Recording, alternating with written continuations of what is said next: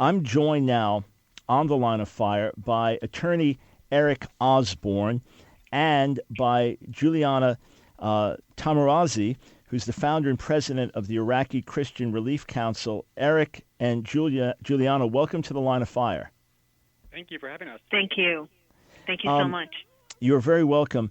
Eric, first, what's happening on in terms of law, international law, or America addressing these things right now? What is urgently going on right now with these issues?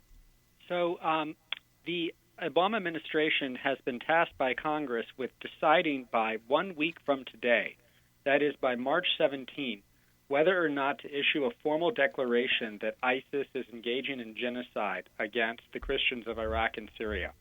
And so what's happening is that they are coming up to this major decision, and various groups around the country, including Juliana's group that my law firm, Andrews Kurth LLP, has been representing, various groups have been presenting the State Department with legal briefs and legal letters that help make the argument to the State Department that what ISIS is doing is, in fact, a genocide. All right, and before we discuss what we can do to help get this message out, what will it mean if the State Department recognizes this? What will it actually mean in terms of policy? Well, it's interesting. It's hard to know exactly what the administration would do. It would mean that as a matter of international law, they are obligated to do something about it. Now, that could take any number of forms. It could take the form of immense relief efforts to help support and protect the Iraqi Christians. It could take the form of asylum, perhaps. It could take other forms. And I can't speculate exactly on what the administration would do. What I can say is that it is extremely rare to get a declaration like this. It almost never happens that it would have an incredible impact, both in terms of how it would mean that U.S. resources would be deployed to help the Iraqi Christians, and in terms of the impact it would have on Europe, for example. It would mean that the issue would be submitted to the United Nations. It would mean that there could be a special tribunal set up someday to potentially prosecute the leaders of ISIS that have engaged in these crimes. So it would exactly how it would play out, I can't predict. But what I can tell you is that it would mean everything. I mean, it really would be the sort of declaration that might be able to bring this crisis to an end. All right, Juliana, help us understand something. First, paint a picture of what's happening to the Christians in Iraq and Syria, and then help me understand, why are we even debating whether it's genocide? Who cannot see clearly that this is genocide? I mean, why is there even a debate? So first, paint a picture of what's going on. I know you could take hours and days, but paint a picture in a few minutes of what's going on, and then help me understand why America's even debating this. Absolutely. Thank you for the opportunity. The Christians of the Middle East, especially Iraq and Syria, the Assyrians, have come under persecution for 14 centuries since the rise of Islam. But fast forward to 2003, when America went to war in Iraq, Iraq became a safe haven for terror. And in 2006, Islamic State of Iraq was formed out of Al-Qaeda, and they wreaked havoc in the lives of Christians, giving them the three options: to convert to Islam, to pay jizya, or to die. And at that time, we had about 1.5 million Assyrian Christians living in Iraq. By 2014, we had about 500,000 left. And then Islamic State of Iraq and Syria returned to Iraq on June 10th of 2014. They started in Mosul. They asked the Muslim neighbors, who is Christian in this neighborhood. The Muslim neighbors who lived along their side for decades gave them up.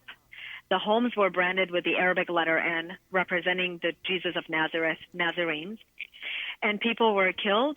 The homes were destroyed. Women were kidnapped. And those who could flee fled from town to town, all the way to the Iraqi Kurdistan in the north. So when these people fled, there were about 200,000 that fled ISIS. And they congregated in the Kurdistan, Iraqi Kurdistan. Today, we have only 200,000 people left. Out of 1.5 million in less than 15 years, we've lost majority of our people. These people have migrated, living in ungodly conditions in Jordan, Syria, Lebanon, Turkey, not in camps There are so many people, Doctor, that believe that Christians live in camps. They don't. They're afraid of living with Muslims in camps. So what they do is they rent these really cheap homes on cheap side of towns, and they live there, and not much aid comes there. In northern Iraq, they are living in these one room, literally one box, if you will, without any ventilation, mobile homes. They don't have a bathroom inside. They don't have a kitchen inside. Cancer is running rampant among them, different diseases. The situation is completely a tragedy. And it is appalling for me as a former refugee who fled Iran due to religious harassment that we are begging this administration to call these acts a genocide. And I have to tell you, the difference between what's happening now and what happened in 2004 and 5 and 6 in Iraq is that back then, Al-Qaeda was giving the option of jizya a lot of times, if not all the time, many times. But now ISIS does not give the opportunity for people to pay the jizya, which is a tax for protection. They were, just like they did with the Yazidis, they were giving them two options. You convert to Islam or you die. And this is why this documentation, that this comprehensive report that Andrew Kurth put together is extremely important to push this to be called a genocide. And Syria, can you give us a brief overview of what's happened there? Sure. In Syria, when there were millions of Christians living there, I'm going to focus on 2015, on February 23rd, when ISIS attacked 35 villages of the Assyrian Christians alongside of the Hava River. My own colleague, actually, 7 of her family members were kidnapped by ISIS. 2 were executed. Today, almost all of them have been released, the ones that were kidnapped. These people have been pushed out of their homes. They are living at the mercy of other people. They're living in other people's homes. They've lost everything, their farms, their shops. And something that is so important, I must say, and that is these Christians, these Assyrians in Iraq and Syria, a lot of them, majority of them were upper middle class citizens. And they had homes just like you and I do. They had cars, they had jobs, and they've lost completely everything and have been reduced to nothing. All right. And even as you share these things, the only way we can wrap our minds around it is to say, okay, that's my family. What Juliana just described, she just described what happened to my family in Iraq, my sister, my brother, my mother, father, my kids. I mean, because that's how God wants us to look at these things. If I can just get Eric, Juliana, if I can just get you to stay with me about 2 or 3 more minutes, I want you to tell us what we can do. We must do what we can do. This heartbreaking story must have an ending with our help that is a positive ending.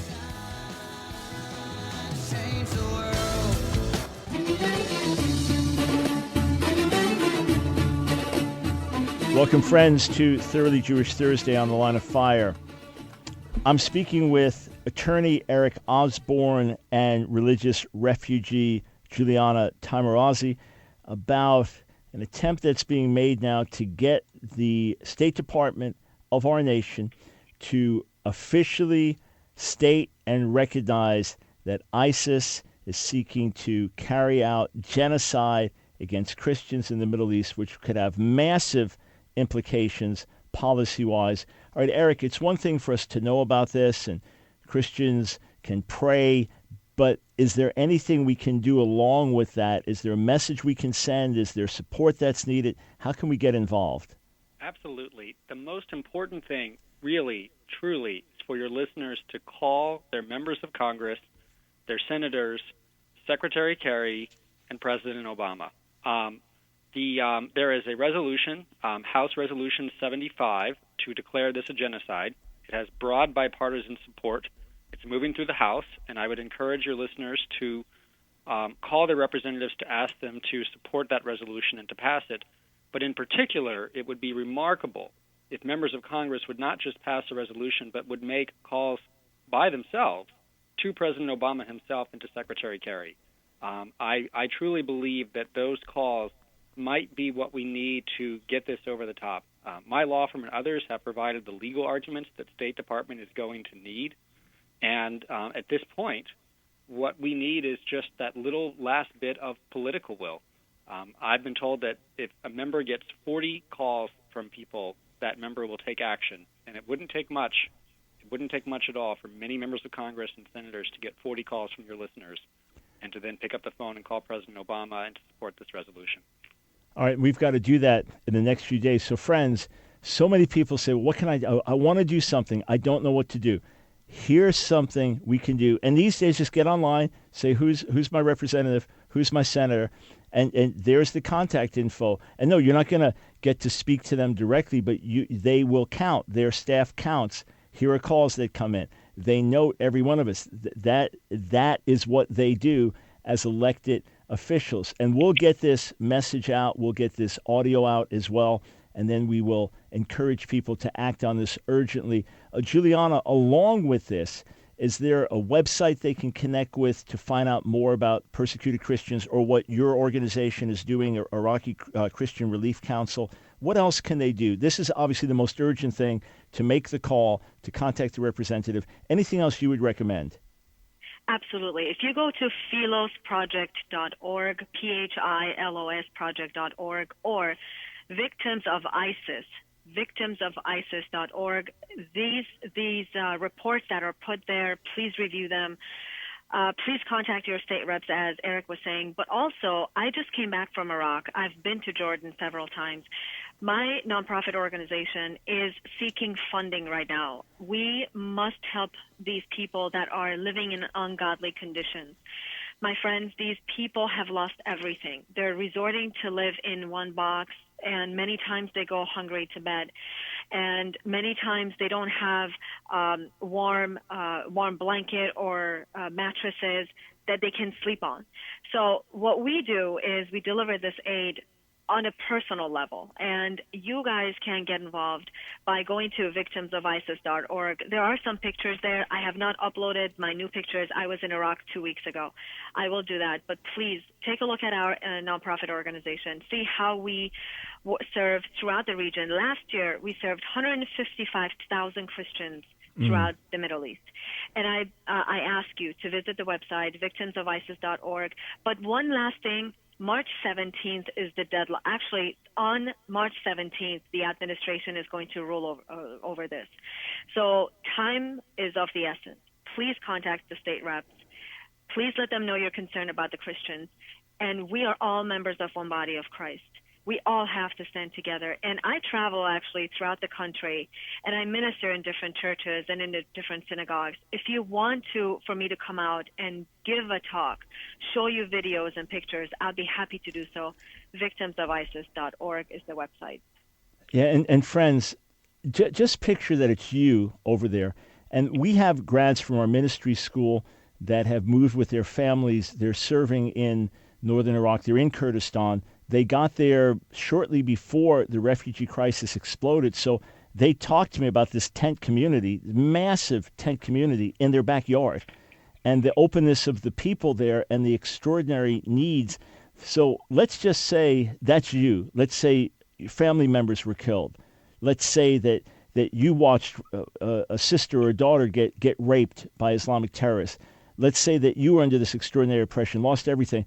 Here you've got these Christians in America living in, for the most part, extraordinary ease, and you say to the Christians in America, you couldn't even pick up the phone to make a phone call. That's all we're asking you to do. You couldn't pick up the phone to make a phone call. You say, Mike, you're trying to make us feel guilty. Whatever I can do to get you to make the phone call. Remember, this is not to your local representative, but this is your national state representative. It's Bill H.R. 75. Call and then go to victimsofisis.org. It'd be great if you could get Juliana to come out and share with your congregation, but you can also just help financially in that way as well. Eric and Juliana, thank you for what you're doing. So many Christians in America are in pain but don't know what to do. And obviously, there's several things to do. Right now, this is at the top of the list. So thank you so much for your efforts, and may we see God's blessing and deliverance for these precious people. Thank you. Thank so you much. so much We for the just can't thank opportunity. you God enough. bless all of you.